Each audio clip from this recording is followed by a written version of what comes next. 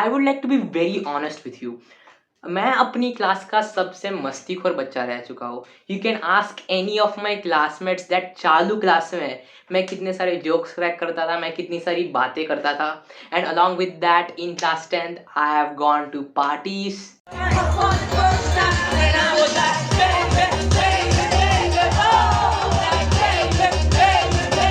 I have learned how to play guitar.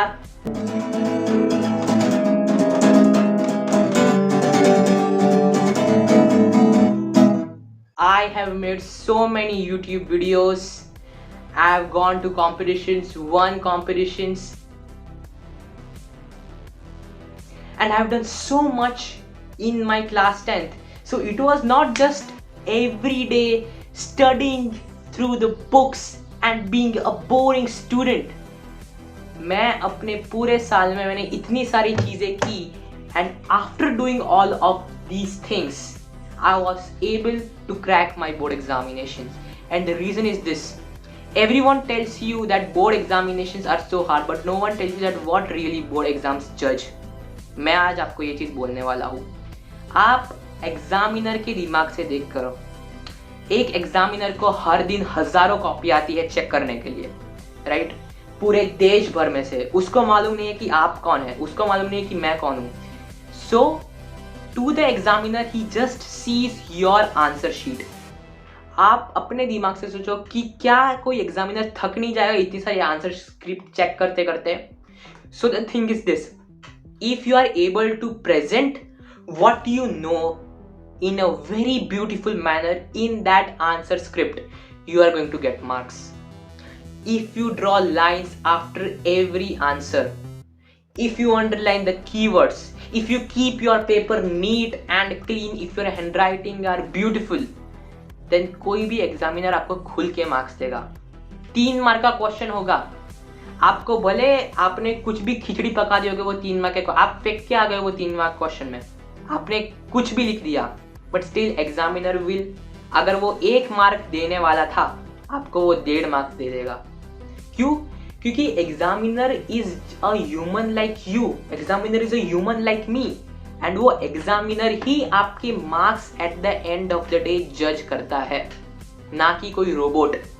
Robot के पास कोई feeling नहीं होती, रोबोट के पास कोई साइकोलॉजी नहीं होती, मगर एग्जामिनर साइकोलॉजी के अनुसार ही काम करता है। Why? Because he is a human. So if he will see that आपके आगे के आंसर इतने करेक्ट है, आपके आगे के आंसर इतने सही तरीके से आपने लिखे हैं, कीवर्ड्स को अंडरलाइन किया है, सारे के सारे आंसर इतने प्रॉपर तरीके से है, देन फ्लो में वो बंदा आपको मार्क्स दे देगा।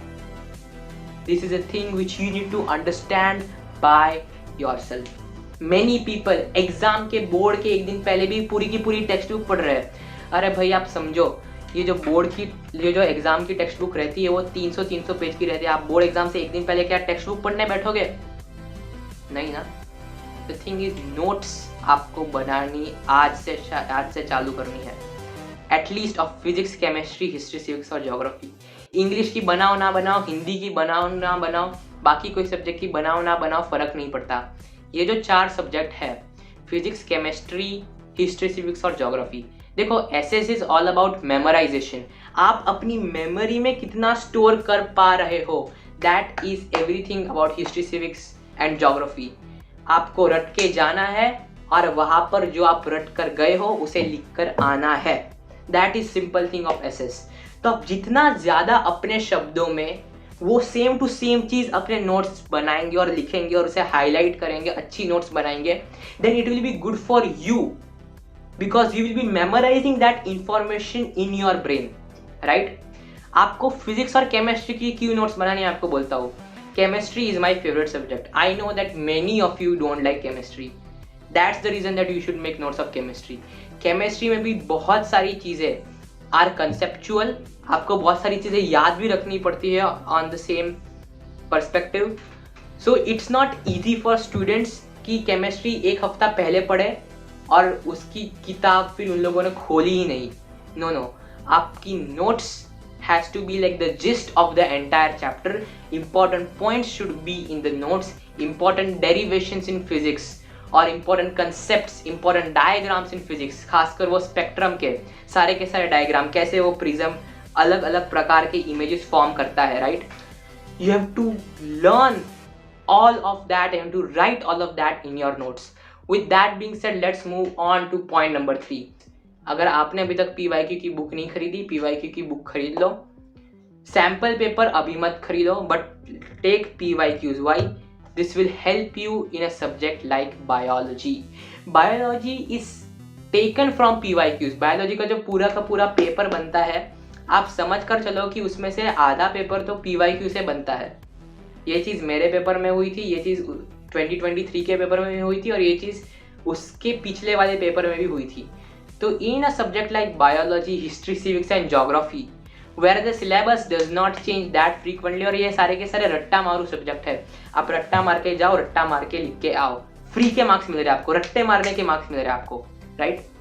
तो ये सारे के सारे सब्जेक्ट में it is important for you to do previous year questions.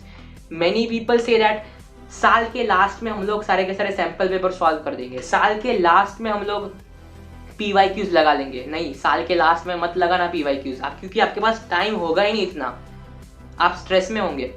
So what you need to do, अगर आपका एक चैप्टर हो गया, कोई सा भी सब्जेक्ट की मैं बात कर रहा हूँ, राइट? हिस्ट्री सिविक्स में समझ लो आपका 1857 का चैप्टर हो गया, तो 1857 के चैप्टर के जितने भी PYQs आए हैं at least of the last 10 years, if you are not able to just write them all, आप एक ग्लांस मार लो, आप उस चैप्टर की नोट्स बना लो, उस नोट्स में सिर्फ आप क्वेश्चंस लिख लो. तो फिर क्योंकि आप नोट्स अपनी बार बार पढ़ने वाले हो, because you are going to refer your notes again and again, that information will automatically go into your head. That is my concept. I am not telling you to just be in that book 24/7. I am telling you to just make notes, read that notes as frequently as possible, and I cannot emphasize this further. The reason I will be getting the marks which I will be getting will be only and only because of notes. अगर मैंने notes नहीं बनाई होती तो मुझे marks नहीं मिलते थे, क्योंकि text book is boring, text book is lengthy, text book के अंदर बहुत सारी यूजलेस इंफॉर्मेशन दी जाती है जो ना कभी पूछाई गई थी, ना कभी पूछाई जाएंगी. वो यूजलेस इंफॉर्मेशन को आपको अवॉइड करके आपको अपनी नोट्स बनानी है. और अगर आपने अच्छी नोट्स बना दी, अच्छी means important points, important topics PYQ से कवर कर कर अगर आपने अच्छी नोट्स बना दी, then it is easy for you to get 90%. 90% छोड़ो, 95 लाना भी मुश्किल नहीं होगा if you have just made good notes. Because मेरे जो मार्क्स आ रहे it is only because of notes. मैंने कवर टू कवर कोई भी टेक्स्ट बुक हो, I have not read it more than 1 time in my board also, right? But जो भी मैंने नोट्स बनाई थी वो सारी की सारी नोट्स मैंने एटलीस्ट 20 times तो मैंने रीड कर ली थी thoroughly. So the thing is this, you can enjoy, you can do whatever you want if you make your notes. This was the secret trick, this was the secret ingredient which I wanted to tell you. Notes बनाने की देरी मत करो, अभी से इस video के बाद जो चैप्टर आप पकड़ रहे हो अपना, वो चैप्टर की नोट्स बनाओ. Take care of yourself. Bye bye. And yes, I have launched a Q&A in my community post, so if you have any questions about me, write it down in community post. Okay? Bye. Take care of yourself. Subscribe to the channel.